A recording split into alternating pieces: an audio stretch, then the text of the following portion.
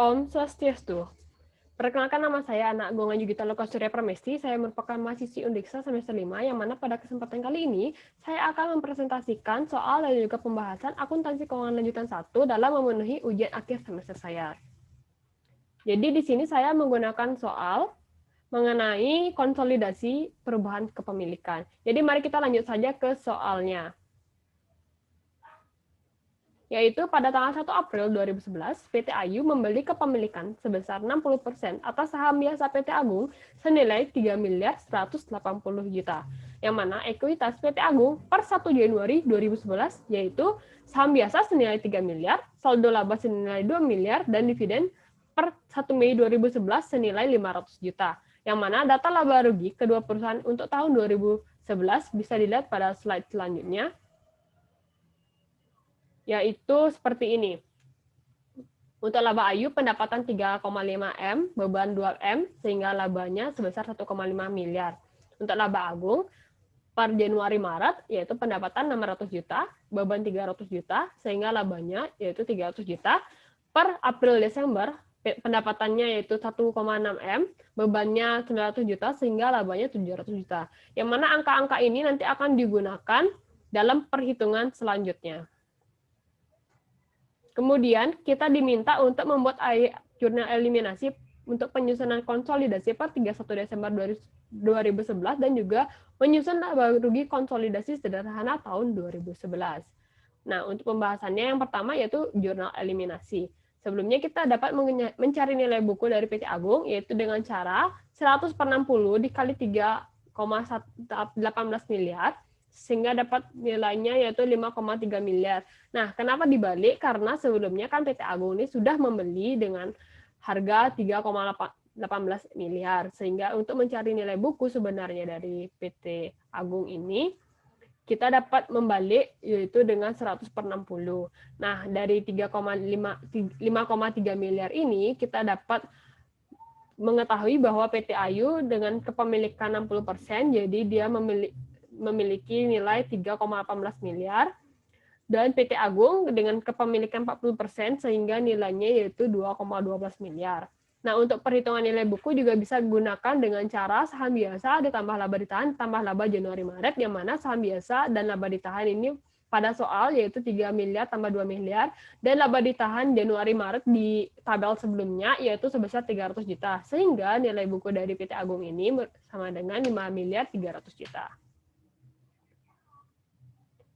Kemudian selanjutnya dalam perhitungan nilai buku bisa dilihat pada tabel ini, yang mana NCI atau PT Agung ini memiliki kepemilikan 40%. Nah, untuk nilai buku per 1 April ini seperti perhitungan sebelumnya, yaitu 40% dikali 5 miliar 300 juta. Jadi hasilnya 2,12 miliar. Untuk PT Ayu yaitu 3,18 miliar didapat dari 5 miliar 300 juta dikali 60%, yaitu hasilnya 3 miliar 180 juta. Saham biasa pada soal 3 miliar, sehingga laba ditahannya itu 2,3 miliar, yaitu dari laba per Januari-Maret 300 juta ditambah laba ditahan yang sudah ada pada soal senilai 2 miliar.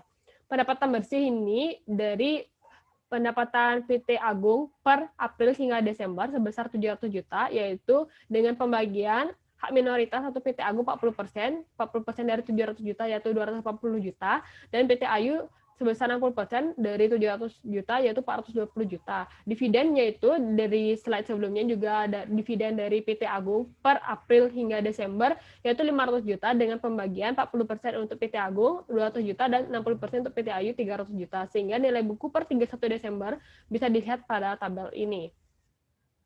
Selanjutnya yaitu jurnal eliminasi metode ekuitas. Nah, untuk pencatatan investasi awal yaitu jurnalnya yang didebat ada saham biasa senilai 3 miliar, yaitu 3 miliar angka pada soal, laba ditahan 2 miliar yaitu pada soal, pendapatan 600 juta yaitu pendapatan per Januari hingga Maret sebesar 600 juta dari PT Agung, dan di kredit yaitu beban ada 300 juta yaitu beban dari PT Agung per Januari Maret, investasi dalam PT Agung 3,18 miliar yaitu 60% dari nilai buku nilai Agung yaitu 5,3 miliar, dan hak minoritas PT Agung yaitu sisanya 40% dari 5,3 miliar yaitu 2,12 miliar.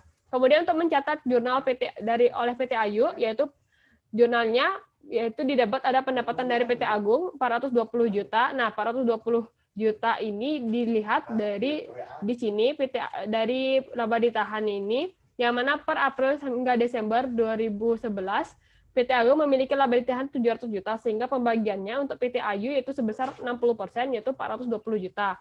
Dan pengumuman dividennya juga sebelumnya yaitu 500 juta per April hingga Desember, sehingga PT Ayu memiliki 60%, jadi 300 juta. Kemudian selisihnya ini merupakan investasi sebesar 120 juta.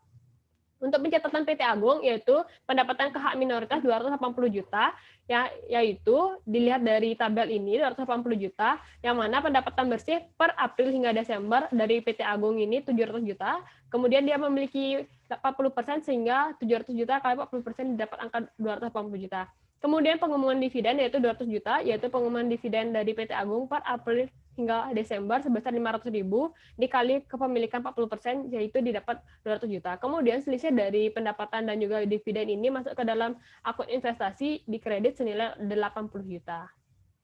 Kemudian soal selanjutnya itu laba rugi konsolidasi. Nah, dari laba rugi konsolidasi ini kita tinggal masukkan saja angkanya, yaitu pendapatan awalnya itu PT Ayu itu di tabel awal yaitu 3,5, bebannya 2 miliar, sehingga pendapatan oleh PT Ayu atau controlling interest-nya 1,5 miliar.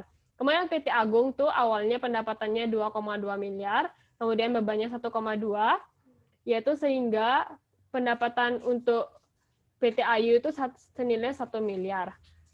Kemudian untuk eliminasi, nah pendapatan eliminasi ini 600 juta nih awalnya, yaitu pendapatan per Januari-Maret dimasukkan di debit, dan bebannya di Januari-Maret 300 juta. Kemudian pendapatan 700 juta di Desember, dari April ke Desember itu kan 700 juta. Nah, untuk NCI itu karena dia memiliki kepemilikan 40%, 700 juta dikali 40%. Sehingga 600 ditambah 280 juta ini pendapatan untuk kontrol interestnya 880 juta. Kemudian di kreditnya itu adalah beban di Januari hingga Maret itu sebesar 300 juta, sehingga di bawahnya juga ditulis 300 juta. Nah, untuk konsolidasi tinggal dijumlahkan saja. 3,5 miliar tambah 2,2 miliar yaitu 5,7 miliar. 5,7 miliar dikurangi 600 juta jadinya 5,1 miliar. Untuk bebannya 2 miliar ditambah 1,2 miliar sama dengan 3,2 miliar ditambah 300 juta jadinya 2,9 miliar. 3,2 ditambah 3,2 dikurangi 300 juta jadinya 2,9 miliar. Kemudian pendapatan konsolidasi sudah ada. Untuk pendapatan NCI 280 juta, yaitu konsolidasi tetap 280 juta. Untuk pendapatan controlling interest yaitu 1,5 miliar ditambah 1 miliar yaitu 2,5 miliar. 2,5 miliar ditambah 880 juta dikurangi 300 juta jadi didapat hasil 1,92 miliar.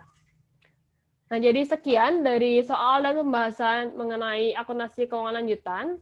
Jika teman-teman di sini ada hal yang kurang dipahami atau jika ada pertanyaan, bisa kontak saya di email yang ada pada slide. Sekian presentasi dari saya, semoga dapat membantu teman-teman semua dan sampai jumpa. Terima kasih.